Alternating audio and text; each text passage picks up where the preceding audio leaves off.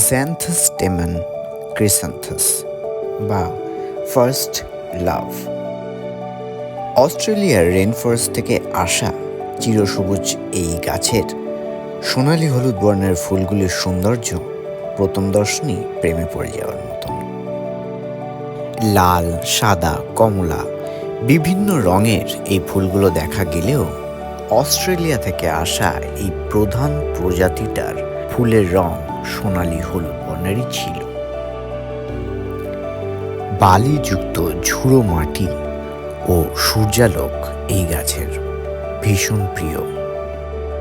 এই গাছ অল্প জল ও অল্প যত্নতেও ভালো থাকে। বৃক্ষ শ্রেণীর গাছ হওয়া সত্ত্বেও এটি ফ্লাওয়ার পটে দীর্ঘদিন পর্যন্ত থাকতে পারে।